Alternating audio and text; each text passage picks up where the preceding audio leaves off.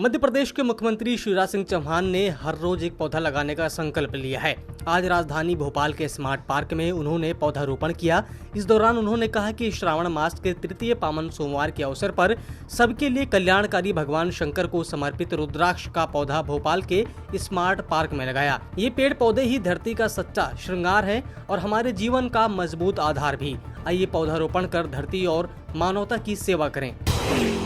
दिल्ली में यमुना में प्रदूषण का स्तर चिंताजनक बना हुआ है। ऐसे में दिल्ली प्रदूषण नियंत्रण समिति अब यह पता लगाएगी कि दिल्ली के औद्योगिक क्षेत्रों में कुल कितनी इकाइयां चल रही हैं। सर्वे का मकसद ये पता लगाना होगा कि कौन सी इकाई से प्रदूषण फैल रहा है और उनके पास किसी तरह की स्वीकृति है या नहीं। DPCC ने इसे लेकर सभी 28 औद्योगिक क्षेत्रों को पत्र भी लिखा है।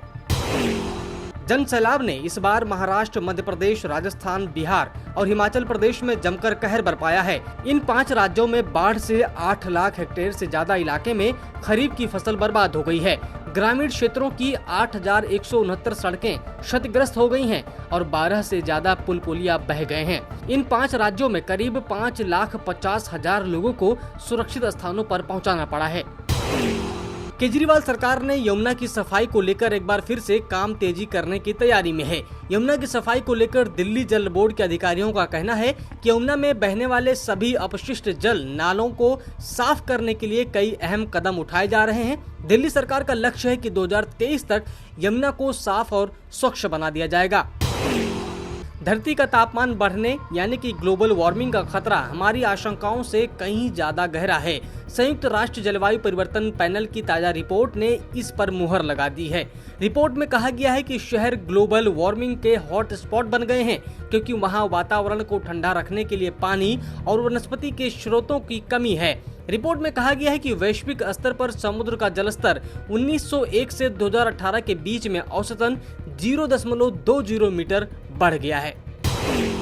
कोलकाता की 64 सड़कों पर साइकिल चलाने पर प्रतिबंध लगा दिया गया। अब स्विच ऑन फाउंडेशन ने सीएम ममता बनर्जी को खुला पत्र लिखकर इन सड़कों पर साइकिल चलाने पर रोक हटाने की मांग की है। इसके साथ ही ब्रिंग बैक साइकिल्स का अभियान शुरू कर दिया है। इस पत्र में ये उल्लेख है कि प्रतिबंध को लागू करने वाले कोलकाता ट्रैफिक पुलिस वायु प्रदूषण के कारण सांस की बीमारियों के लिए अति संवेदनशील है, जिससे कोविड-19 से बीमारी की संभावना बढ़ जाती है। प्रतिबंध से कोलकाता ट्रैफिक पुलिस के जवान सबसे अधिक प्रभावित हो रहे हैं।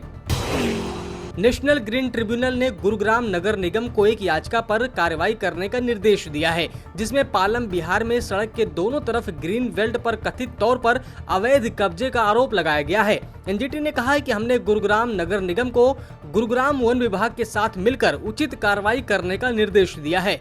इस संबंध में 1 महीने में एक संयुक्त बैठक की जाए और एक्शन प्लान बनाया जाए। इसके बाद कानून के मुताबिक आगे की कार्रवाई भी की जाए। देश के कई हिस्से इस वक्त बाढ़ का सामना कर रहे हैं। कहीं हल्की बारिश तो कहीं पर भारी बारिश हो रही है। भारतीय मौसम विज्ञान का कहना है कि अगले 4 से 5 दिनों तक पूर्वी हिमालय के कुछ हिस्सों में बारिश हो सकती है। इनमें पश्चिम बंगाल, सिक्किम और पूर्वोत्तर के दूसरे राज्य भी शामिल हैं। साथ ही उत्तराखंड, उत्तर प्रदेश, बिहार और झारखंड के कुछ हिस्सों में हल्की बारिश पड़ने की संभावना है।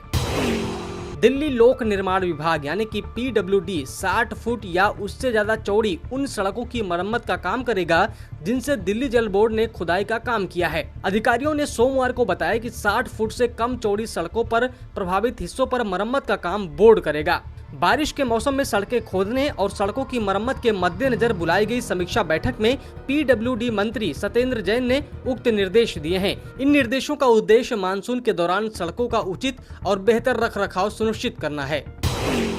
पिछले 24 घंटे में कोरोना के कुल 35,499 नए मरीज सामने आए हैं, जबकि इस बीमारी से 447 लोगों की मौत हो गई है। देश में अब तक कोरोना के कुल 3 करोड़ 19 लाख से ज्यादा मामले सामने आ चुके हैं। इस बीमारी से अब तक 4,28,309 लोगों की मौत हो चुकी है। राहत की बात यह है कि कोरोना से अब तक 3 करोड़ 11,39,457 मरीज ठीक हो चुके हैं। सब्सक्राइब करें पर्यावरण पोस्ट।